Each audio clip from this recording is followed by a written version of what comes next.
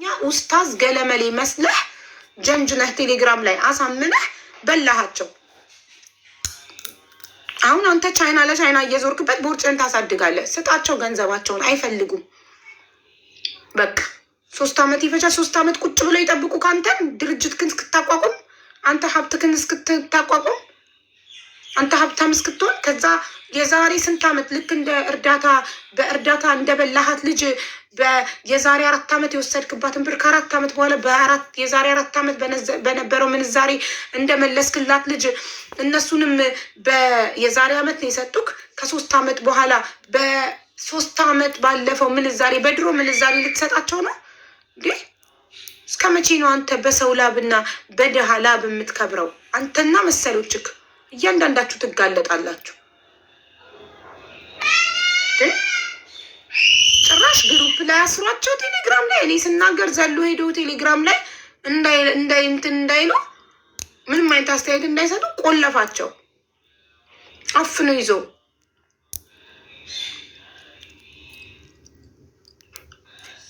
እንዴ ግፍ ነው። እናንተ በቃ በሉ። እንደዚህ በሶሻል ሚዲያ ትንሽ ፌመስ እስኪሆኑ ይሰራሉ። ከዛ በኋላ የመዳም ቅመሞችን እያሳመኑ ብራቸውን እየበሉ ነው ያሉት።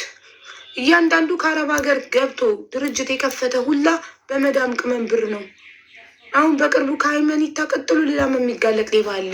ሃይመኒታ ልጽህና አናሳየኝ የታል 10 ሚሊዮን ብሩ የእነዚህ የ21 እህቶች ደረሰኝ እጄ ላይ ያለ። ደረሰኙ ኦሪጂናል መሆኑን አረጋግጬ ነው የምናገረው። 3 ቀን የፈጀብኝ ቪዲዮ ለመስራት ደረሰኙን ኢትዮጵያ ልኬ ኦሪጂናልነቱን እስካረጋግጥ። ሳውዲ በባህር ሄደው ከአንተ ሚስት አለቅ፣ እናት አለቅ፣ እህት አለቅ አይደል እንዴ? ከሴት ነው የተፈጠርከው። የሙት ልጅ የሀብትህን ስታካብት አታሳዝንህም? በእሷ አንተ ፏ ያለ ኑሮ ህሊና የለህም? ስንቄም ሃይማኖት አጉል አልሐምዱሊላ አስተክፉረላ ቢስሚላ ማሻላ ስላሉ ንጹህ ሰው ይመስላሉ እንዴ። እኔ በጣም ነው ያዘንኩት ታሪካቸውን ስሰማ። ሰው መሆኔን ያስጠላኝ እውነት። አጉል ደግሞ ግብረ አበሮቹ እናንተ ሌቦች፣ አስመሳዮች በራሳችሁ ይድረስ ኢንሻአላህ። በእነዚህ ምስኪኖች የደረሰው ነገር እናንተ ላይ ይድረስ። እናንተ ሀቃችሁ ተበልቶ ተቸገሩ፣ ተራቡ። እናንተ ሌቦች፣ የእሱ አሽቃባጮች፣ 1-4 ፍሬ አሽቃባጮች አላችሁ።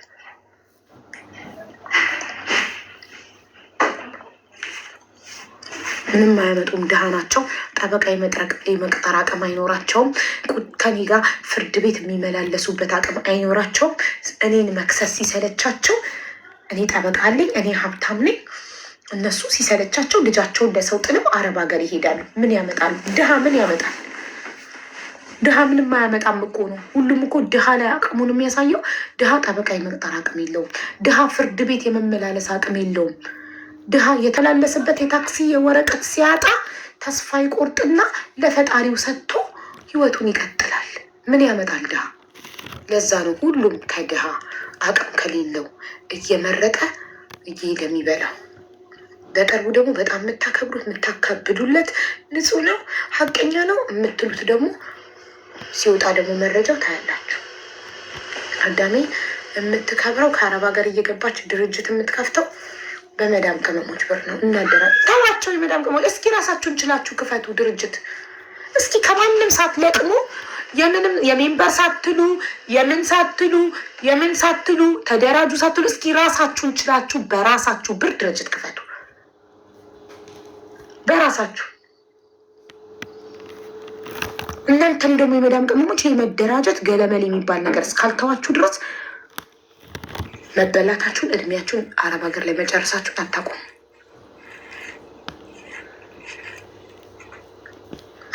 መቼም በቃ አትደራጁ። በግላችሁ እንደነገርኳችሁ ምግብ ቤት፣ ፀጉር ቤት፣ የምግብ ተማሩ፣ የሜካፕ ተማሩ፣ ጥፍር ተማሩ። የሚያበላው ቢዝነስ እሱ ነው በአሁኑ ሰዓት ኢትዮጵያ ውስጥ። ወይ ምግብ ቤት ወይ የውበት ስራ ነው የሚያበላው። እነዚህን ነገሮች ተማሩ፣ አጥኑና ያንን ከፍታችሁ ሰርታችሁ ብሉ። ሙያ ያለው ሰው ደግሞ ቢዝነስ እንኳን ቢከስር በተቃጥሮ በጉልበቱ ይሰራል። ሙያ ይኖራችሁ። ወይ የምግብ ባለሙያ ሁኑ፣ ሼፍ ሁኑ፣ ወይ ደግሞ የውበት ባለሙያ ሁኑ። ሚስቱ እንዴት ዝም ልጇ ሲያድግ ይኸውልሽ አንቺ ህሊና ሲኖርሽ ነው ባልሽ አጭበርብሮ ሲያመጣ የድሃ ላብ አልፈልግም የሰው ላብ አልፈልግም ብለሽ የማትቀበዩ ልጆቼን የሰው ሀቅ ማብላት አልፈልግም። ነገ ፈጣሪሽ የምትፈሪ ስትሆኚ ማለት ነው ልጆችሽ በበሽታ በአደጋ እንዳያልቁብሽ ስትፈሪ። ለምን የድሃ እንባ በሽታ ነው አደጋ ነው የሚያመጣው። እመኑ። እኔ በጣም ብዙ ሰው አይቻለሁ የሰው ሀቅ በሽተኛ አድርጎ ያስቀመጣቸው ከዛ ቁጭም አልጋ ላይ ተኝተው እያለቀሱ ወይ በወጣትነታቸው ባደረጉት ነገር የሚጸጸቱ በጣም ብዙ ሰዎች አይቻለሁ። በመኪና አደጋ አካል ጉዳተኛ ሆነ ተቀምጠው ምን አድርጌ ነው ፈጣሪ ሆይ መጥፎ ነው በጣም። እና አንቺ ህሊና ሲኖርሽ ነው የምትይው። እሺ እየነገርኳቸው የነበረው አንዲት የመዳም ቅመም 1 ሚሊዮን ብር ለእነዚህ ከአረብ ሀገር ገብተው ሪል ስቴት ይከፍተናል። አሁን አንድም አለ በቅርቡ የሚጋለጥ ጠብቁ፣ መረጃዎቹን ያምጡልኝ። ፎቶ ለጥፌ ነው ቪዲዮ ምሰራለት። እሱም አንድ ሌባ አለ አጉል ሃይማኖተኛ ንጹህ የሚጫወት ከአረብ ሀገር ይገቡና ድርጅት ይከፍታሉ። በማን ብር? በመዳም ቅመሞች ብር። ምን እያሉ እናደራጃችሁ፣ እንትን እንክፈት፣ መሬት እንሰጣችኋለን፣ ሪል ስቴት ኮንዶሚኒየም እንሰጣችኋለን፣ ሪል ስቴት ይኖራችኋል፣ ተደራጁ እያሉ 200 ሺህም 500 ሺህም 300 ሺህም ምንም አዋጡ እያሉ ሰብስበው በመዳም ቅመሞች ብር ከዛ ወይ ቢዝነሱ ከሰረ ይላሉ፣ ወይ ደግሞ ቆይ ጊዜ ይፈጃል። መጀመሪያ እኮ አፋቸው ማር ቂቤ ሲያሳምኑ ሃይማኖታዊ ምክሮችን እየመከሩ ከኛ በላይ ለእናንተ የሚያዝንላችሁ የሚያስብላችሁ የለም፣ እኛ ብዙ ዓመት ስደት አብረናችሁ ኖረናል፣ እኛ ጠበቃችሁ ነን፣ እኛ ዋሳችሁ ነን ብለው ከሃይማኖት ጋር እያጣቀሱ ሃይማኖታዊ ምክር እየመከሩ እነሱ የመዳም ቅመሞች ደግሞ ሃይማኖተኛ ሰው ሀቀኛ ነው የሰው ብር ሀገራችን ገብተን እንደነሱ እንደዚህ ባለ ሀብት እንሆናለን የድርጅት ባለቤት እንሆናለን ብለው አምነው ያላቸውን ሁሉ ሰጥተው ይኸው 2 ዓመት 3 ዓመት እያለቀሱ ነው ያሉት። ስለዚህ ባለሽ ብር የኔ እናት ከማንም ጋር ሳትደራጅ ማንንም እኔ መጥቼ እንደራጅ ብለሽ እንዳታምኝኝ። የራሴን ህይወት ነው የምገነባበት። ተጠንቀቂ። ማንም ሰው መጥቶ እንደራጅ ብለሽ አልፈልግም በይ ብልጡኝ 200 ሺህም ትኑርሽ 300 ሺህም ትኑርሽ 500 ሺህም ትኑርሽ ያለችሽን ይዘሽ ገብተሽ ቢዝነስ መጀመሪያ ከመግባትሽ በፊት ቢዝነስ አጥንተሽ በአሁኑ ሰዓት ኢትዮጵያ ውስጥ ምን ብሰራ ነው የሚያዋጣው? ምንድን ነው እኔ የምኖርበት አካባቢ ህዝቡ የተቸገረው ነገር ምንድን ነው? ሸቀጣ ሸቀጥ ሱቅ ነው የሌለው፣ ፀጉር ቤት ነው የሌለው፣ ምግብ ቤት ነው የሌለው። ምንድን ነው እኛ አካባቢ ሰው ቶሎ የማያገኘው ነገር ብለሽ ቤተሰቦችሽን ጠይቀሽ የምትኖሪበት አካባቢ ላይ ያሉ ሰዎችን አማክረሽ ጠይቀሽ የሚያዋጣውን ቢዝነስ አጥንተሽ ተመካክሮ የፈሱት ፈስ አይገማም ይላሉ የድሮ ሰዎች። ስለዚህ ተመካከርሽ አስበሽ አጥንተሽ ለዛ ቢዝነሱን ደግሞ ካገኘሹ በኋላ የምትሰሪውን ቢዝነስ አሁን ለምሳሌ ፀጉር ቤት ቢሆን እናንተ ሰፈር የሌለው ፀጉር ቤት ልትከፍቺ ካሰብሽ ለፀጉር ቤት ስንት ያስፈልጋል ብለሽ ታጣኛለሽ። ከዛ ለፀጉር ቤት ስንት እንደሚያስፈልግ ካጠናሽ በኋላ የሚያስፈልገው ለምሳሌ 500 ሺህ ቢሆን ፀጉር ቤት ለመክፈት አንቺ 1 ሚሊዮን መያዝ አለብሽ። ለመሰለሽ አሁን መጀመሪያ እንደገባሽ ትማሪያለሽ የፀጉር ሙያ። በሰራተኛ ብቻ አትተማመኝም። ሰራተኛ ሲወጣ ደንበኛ ይዘውብሽ ይወጣል። ገባሽ? ሰራተኛን ከለመዱ የእነሱን እጅ ብቻ ከለመዱ ስትሄድ የከስተመር ስልክ ይዛ ስለምትሄድ እዛኛው ቦታ እየጠራች እዛኛው ትወስድብሻለች። ስለዚህ ግዴታ ከዛ ቢዝነሱን ጀምረሽ እየሰራሽ ኢንኬስ ሰምቲንግ ሀፕን ለክፉ ቀን ብለሽ ካስቀመጥሻት ለምተሽ ቢዝነስሽን ትደጉሚዋለሽ። ይወደቀ ቀን እንደዚህ አስበሽ ተምረሽ አጥነተሽ ነው ቢዝነስ የምትሰሪ። ዝም ብለሽ እንደ ከብት አትነጂም። ጥናት ሳታረጊ ሳትማሪ ዝም ብለሽ ሞስት ኦፍ ዘ ታይም ደግሞ በዚህ ሰዓት ኢትዮጵያ ውስጥ የሚያዋጣው ቢዝነስ እኔ እንዳየሁት አሁን በተከታታይ እንደሄድኩት እንዳየሁት ምግብ ቤት ነው በጣም የሚያዋጣው። ህዝቤ በጣም ነው የሚበላው፣ በጣም ይበላል። ስጋ ቤት ስትሄዱ ወረፋ ነው፣ መቀመጫ አታገኙ። እኛ ቦታ እስኪለቀቅ መኪና ውስጥ ተቀምጠን ጠብቀን ነው ፓርኪንግ ውስጥ መኪናችን ውስጥ ቁጭ ብለን ቦታ ሲለቀቅ ነው አስተናጋጁ ሲነግረን የምንገባው። ህዝቤ በጣም ይበላል። ኑሮ ውድ ነው እያሉ ለእኛ ያማራሉ፣ ግን ይበላሉ። ካፌ ብትሄጂ ወረፋ ነው፣ መቀመጫ የለም። መብላት ነው ስራው ህዝቤ። እና እንዳለ ሀገሪቱ የሞላው ፑቲክ ህዝቤ ይበላል ይለብሳል። እኛ እዚህ ሆነን የምንሰማው ችግር ችግር ችግር ነው። ስንሄድ የምናየው ሙሉ ሀገሪቷ በፑቲክ ተጥለቅልቃለች እና ህዝቤ እንዳለ እየበላ ነው። ሬስቶራንት ወረፋ ነው፣ አታገኙም። ወረፋ ጠብቃችሁ ነው መቀመጫ የምታገኙት። እና ምንሰማው ሌላ ሄደን ስናይ የምናየው ሌላ ነው። እና የሚያዋጣው ቢዝነስ ምግብ ቤትና ውበት ነክ ነገር ነው። አሁን ላይ ህዝቤ እንዳለ ውበቱን ይጠብቃል። ጥፍሩን የማይሰራ ሂውማን ሄር የማይሰራ ቅንድብ የማይሰራ አይላሽ የማይሰራ የለም። ድሃውም ሀብታሙም ሁሉም ውበቱን ይጠብቃል። ስለዚህ ቢዝነስ ካሰባችሁ ከአረብ ሀገር ገብታችሁ ወይ ምግብ ቤት ወይ የውበት ነገር ተምራችሁ የሆነ ነገር ሜካፕ ይሁን ፀጉር ይሁን ጥፍር ይሁን ቅንድብ ይሁን አይላሽ የሆነ ነገር ተምራችሁ ያንን ሙያ ነው መስራት ያለባችሁ። ያላችሁ ገንዘብ ደግሞ በቂ ካልሆነ ለቢዝነስ ለመክፈት በቂ ካልሆነ ተምራችሁ በሶሻል ሚዲያችሁን አሳድጋችሁ በሶሻል ሚዲያችሁ አስተዋውቃችሁ እየዞራችሁ በየቤቱ መስራት። እኔ የፕሮግራም ዕለት ሜካፑን እጣ ማወጣለት ማለት ነው። ሜካፑን የሰራችኝ ልጅ ሜካፕ 2500 ነው። አንዴ መታ ሰርታኝ ማለት ነው። ደቂቃዎች ላይ ከ1 ሰዓት አልፈጀባትም። ላይቭ ላይ የሰራችኝ ያታችኋላ። በጣም ጎበዝ ናት። ሜካፕ ተምራችሁ ቢዝነሳችሁን አስተዋውቃችሁ ቢዝነስ ካርድ አሳትማችሁ ጋባ ቲቪ እንዴት ነህ? ሜምበርህን ኦን አድርገው። አፍተር ሎንግ ታይም ተመልሰት አይቼዋለሁ። መልስ አይደለም እሱ ማስተባበያ ነው። እኔ እንደሱ አይነት ሌቦች አይሸውዱኝም። ማሬ ጥያቄውን ብለን ባጭሩ አይመልስም። ለምንድን ነው ብዙ የሚያወራው? ባጭሩ 10 ሚሊዮናቸው መልስላቸው። 3 ዓመት ይፈጃል ካምፓኒ ሲከፈት ምናምን አንፈልግም አሉ። አይፈልጉም። የሰው ብር መልስ በብልጠት ቸው ከ3 ከ4 ዓመት በኋላ ብራቸውን እንደፈለገ ተጠቅሙበት።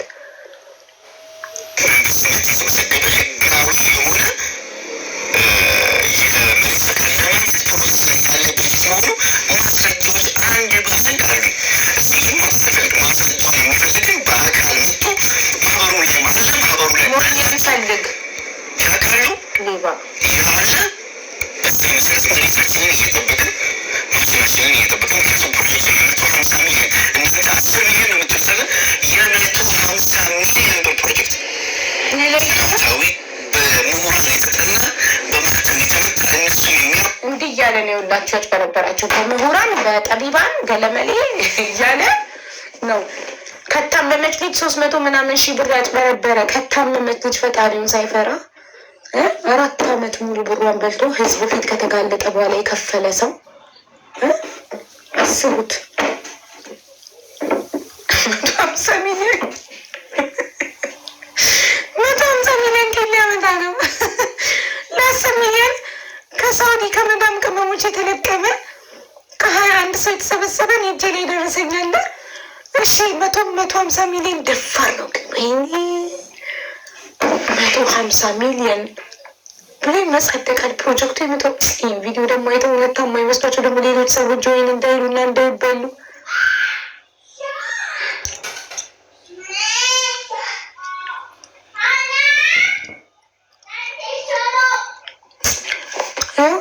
ራሱ በፌክ አካውንት እዚህ ጋር ሚኒስተር ጀግና ነው እያለ ነው። እንዴ ብትይ ሌብዬ ሚስቱ ነሽ እህቱ ነሽ ወይስ ራሱ ነህ? ሌባ የታመመች ጉስቁል ብላ ባጥንቷ የቀረች ልጅ ብር በልቶ እኮ ህዝብ ፊት ሲዋረድ እኮ ነው የመለሰው። የሰው ሀቅ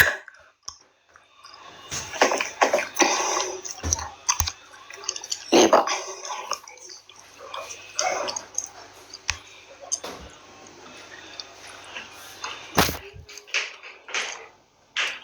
ይመላለሳሉ። እነሱ ጥሬያቸውን ቁርጣቸውን እየበሉ ቦርጫቸውን ያሳድጋሉ፣ ይፋፋሉ፣ ትዳራቸውን ያሳምራሉ፣ ህይወታቸውን ይኖራሉ። ድሃው ያለቅሳል። እኔ በጣም የሚያናድዱኝ ለምን እነሱ በራሳቸው አሁን 500 ሺህ 300 ሺህ መዳም ቤት ሰርተው ፍርድ የሚበልተው በጊዜ ገብተው ሀገራቸው ልጆቻቸውን ለማሳደግ የሰጡት ሰዎች ያንን ብር ጋይ 300 ሺውንም 500 ሺህም 1 ሚሊዮንም ይከፈላል። አሁን እኔ ጋር ያሉት ደረሰኞች ባለ 1 ሚሊዮኖች፣ ባለ 300 ሺዎች፣ ባለ 500 ሺዎች እና ባለ 200 ሺዎች ናቸው ከ21 ደረሰኝ ውስጥ ማለት ነው። እና እነዚህ ሰዎች 1 ሚሊዮን በራሳቸው አሁን 1 ሚሊዮን ያላት አንድ የመዳም ቅመም ከሳውዲ ገብታ የራሷ ብቻዋን በራሷ ቢዝነስ ብከፍታ አይሻላትም? 500 ሺውን አስቀምጣ በ500 ሺህ በር እየተንኳኳ ነው። ሀና ሪንግ እየተደረገ ነው። ለጥፌ ሴቶች ሲያገሉት የዛኔ አማራጭ ሲያጣ ወደ አንቺ ተመልሶ ሌላ ነገር ሳይሆን ልጅሽ እንዲያግዝሽ ሌላ ባልነት እንዲሆንሽ እንዳትጠብቂ፣ ልጁን እንዲደግፍ። ከዛ ውጭ ግን አይ ስሙን መናገር አልፈልግም፣ ፎቶን አላወጣም ካልሽ ታሪክሽ ሆነ ሳላረጋግጥ ለቅቅ ያለ ቁጥሩን ተቀብዬ ኮንታክት አድርጌው አያገባችሁም እንደፈለግ ሆናለሁ ካለ የዛኔ ህዝብ ፊት ይዋረዳል። ፎቶ ይወጣና እያንዳንዱ ከእሱ ጋር የምትጨፍር ሴት ጫና ሲበዛባት ታቆማለች። ያኔ ብቻውን ሲቀር ሲገለል ከማህበረሰቡ ወንድ ሰውን በግዱ ልጁን ይረዳል።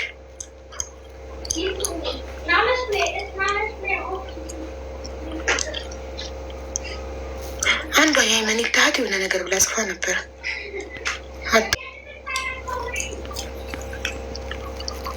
አቡ የሃይማኖት ወይ ለምን አንፒን አደረጋችሁት? ገና ሳላነበው እያሱ ምን ነው እያሱ አንፒን ያደረከውን ኮመንት መልሰ ፒን አርግልኝ አርጉልኝ ብዬ ነው ያደረጉልኝ።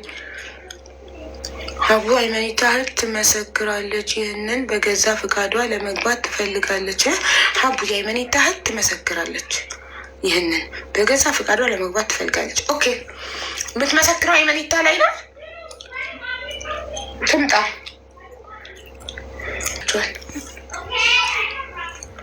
ከኔ በአንድ አመት ይበልጠኛል። 37 አመቱ ነው።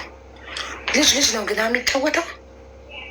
ሃይማኖት ቪዲዮ ሰራ አይቼዋለሁ። ማስተባበያ ቪዲዮ የሌባ ተብታባ ምንም እኮ በቃ ነበርኩኝ እኮ። ትምጣ እናስገባታለን። እናስገባትና ልብ ካለ ከባንክ አትበደርም እንዴ? ደፋር ሙኘን ትፈልጋለህ እዛ።